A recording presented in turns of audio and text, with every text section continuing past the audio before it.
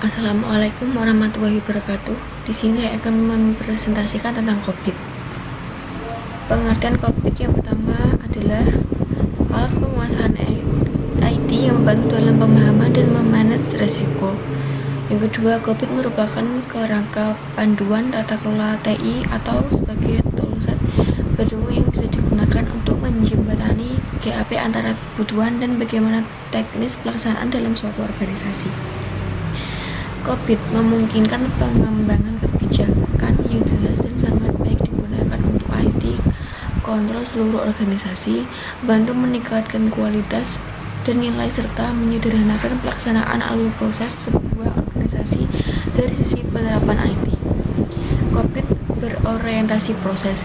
Secara praktis, COVID dijadikan suatu standar panduan untuk membantu pengelola suatu organisasi mencapai tujuannya dengan memanfaatkan TI.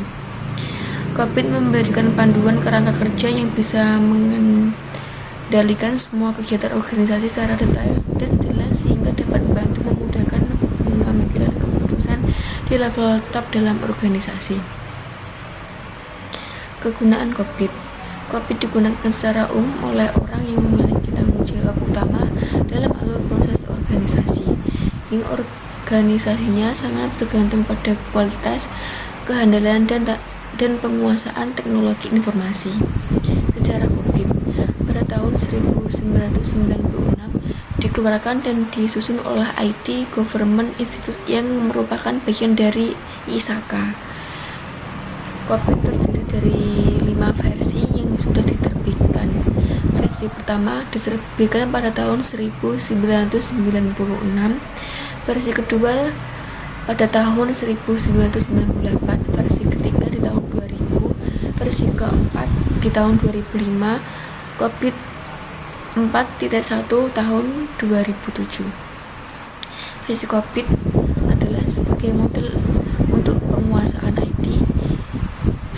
Misi COVID melakukan penelitian, pengembangan, publikasi, dan promosi terhadap kontrol objektif dari teknologi informasi yang secara umum diterima di lingkungan internasional untuk pemakaian sehari-hari oleh manajer dan auditor.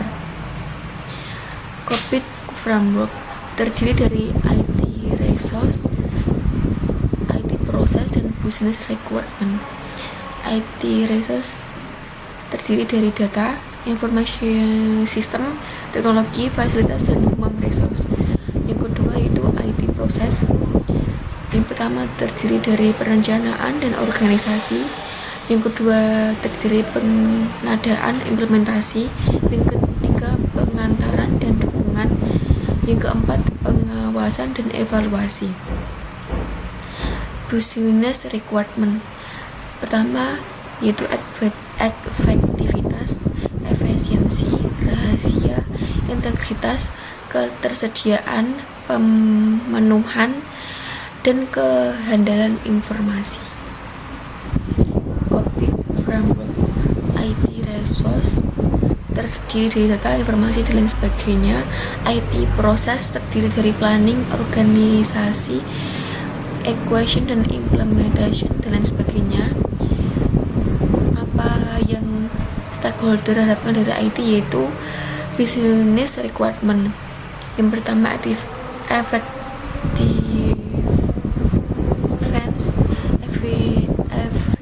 efisiensi, continuity, integritas, availability, dan lain sebagainya. COVID Framework terdiri dari IT Resource, data, informasi, dan lain sebagainya.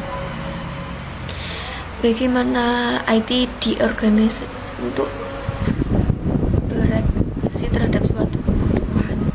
IT Process terdiri dari planning dan organisasi, equation dan implementation, delivery dan support, dan monitoring.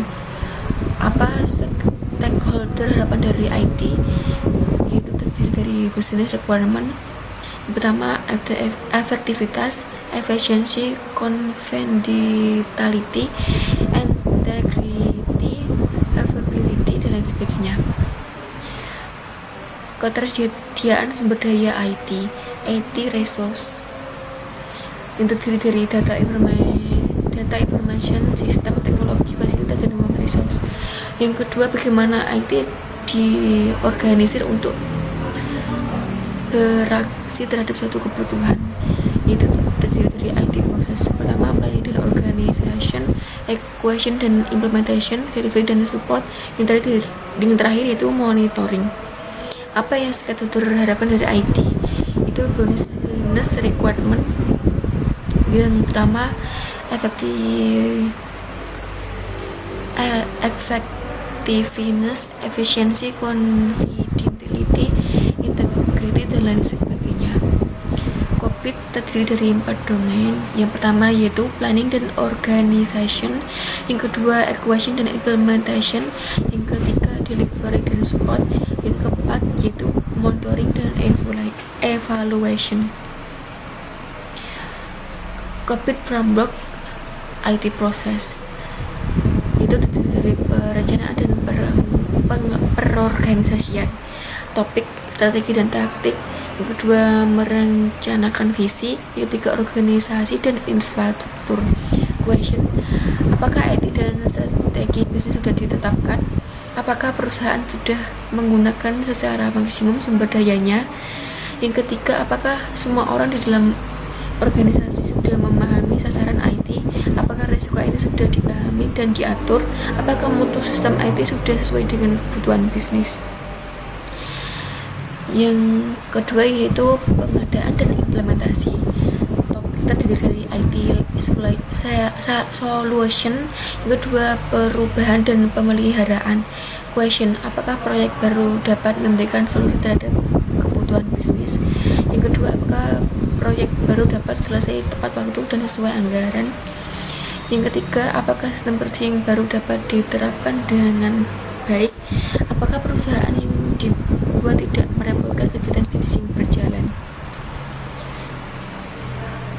Layanan dan dukungan. Topik terdiri dari layanan pengaturan dan dukungan. Yang kedua, dukungan proses penyusunan. Yang ketiga, pengelolaan sistem aplikasi. Question: apakah layanan IT yang diberikan sesuai dengan prioritas bisnis? Apakah biaya IT dapat dioptimalkan? Apakah pekerjaan mampu menggunakan sistem IT lebih produktif dan aman, dan lain sebagainya. Kontrol dan evaluation. Topik yang pertama itu penilaian overtime, jaminan pengiriman. Yang kedua, sistem pengendalian manajemen kesalahan. Yang ketiga, pengukuran pekerjaan. Question: dapatkah IT mendeteksi suatu permasalahan sebelum semuanya terlambat? Apakah jaminan kemandirian yang diperlukan dapat memastikan bidang-bidang kritis bisa beroperasi sesuai dengan yang diharapkan? Kerangka kerja framework. Yang pertama terdiri dari pengamatan aset sistem informasi. Yang kedua, efektivitas sistem.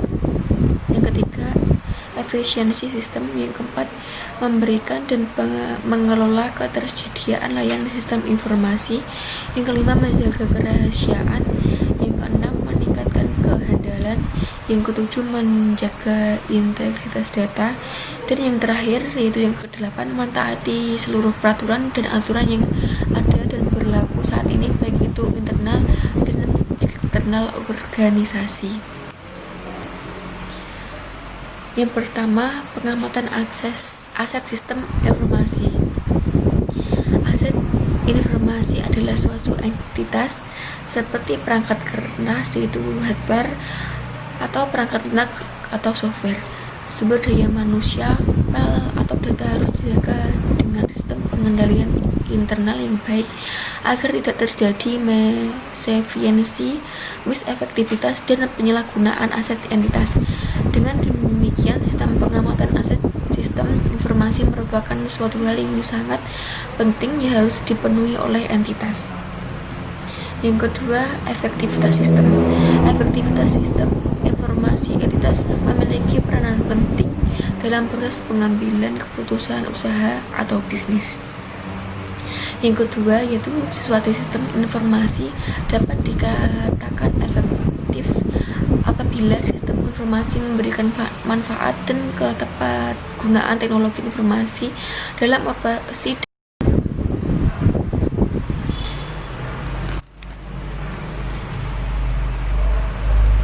efektivitas sistem, yaitu terdiri dari efektivitas sistem informasi.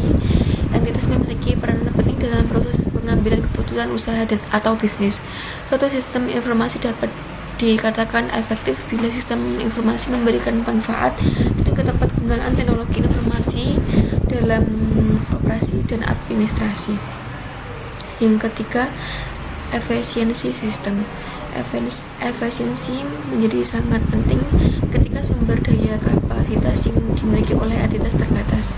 Jika cara kerja dari sistem aplikasi komputer menurun, maka pihak manajemen dalam hal ini mewakili entitas itu harus mengevaluasi apakah efisiensi sistem masih memadai atau harus menambah sumber daya. Karena suatu sistem dapat dikatakan efisien jika sistem informasi dapat memenuhi kebutuhan user dengan sumber daya informasi yang minimal. Yang keempat, memberikan dan mengelola ketersediaan layanan sistem informasi atau availability. Yang pertama, berhubungan dengan ketersediaan dukungan atau layanan teknologi informasi. Yang kedua, teknologi informasi hendaknya mendukung secara berkelanjutan terhadap proses usaha atau bisnis entitas. Yang ketiga, makin sering terjadi gangguan sistem downtime, maka berarti tingkat ketersediaan sistem rendah. 5. Menjaga kerahasiaan. Fokus kerahasiaan di sini adalah perlindungan terhadap informasi dan supaya terlindung dari akses dari pihak-pihak yang tidak berwenang dan bertanggung jawab. Yang keenam, meningkatkan kehandalan, yaitu berhubungan dengan kesesuaian dan keakuratan bagi manajemen dalam pengelolaan organisasi pelaporan dan pertanggungjawaban. Yang ketujuh, menjaga integritas data. Yang pertama, integritas data adalah salah satu konsep dasar sistem informasi. Data memiliki atribut seperti kelengkapan, kebenaran, dan yang terakhir yaitu keakuratan. Jika integritas data tidak terpelihara, maka suatu entitas tidak akan lagi memiliki informasi atau laporan yang benar. Bahkan entitas dapat menderita kerugian karena pengawasan yang tidak tepat atau keputusan-keputusan yang salah. Menaati seluruh peraturan dan aturan yang ada dan berlaku. Faktor utama yang membuat data berharga bagi entitas dan pentingnya untuk menjaga entitas adalah makna penting data atau informasi bagi pengambilan keputusan adalah peningkatan kualitas data sehingga dapat memberikan informasi bagi para pengambil keputusan. Yang kedua yaitu nilai data bagi pesaing entitas. Jika data tersebut berguna bagi pesaing, maka kehilangan data akan memberikan dampak buruk bagi entitas. Pesaing dapat menggunakan data tersebut untuk mengalahkan entitas saingannya sehingga mengakibatkan entitas menjadi kehilangan pasar, berkekurangan keuntungan dan sebagainya.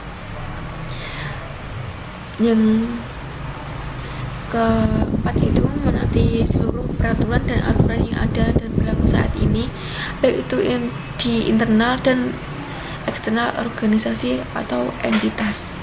Ketaatan terhadap peraturan yang berlaku baik itu di dalam dan di luar entitas memberikan dampak positif dan bernilai tambah guna memberikan keyakinan yang cukup bagi para pihak yang berkepentingan entitas, khususnya para regulator, bahwa entitas penerapan prinsip kehati-hatian dengan tidak meniadakan prinsip biaya manfaat dalam melakukan kegiatan usaha atau bisnis entitas, khususnya kegiatan teknologi informasi. Terima kasih presentasi COVID. Maaf apabila ada kesalahan. Wassalamualaikum warahmatullahi wabarakatuh.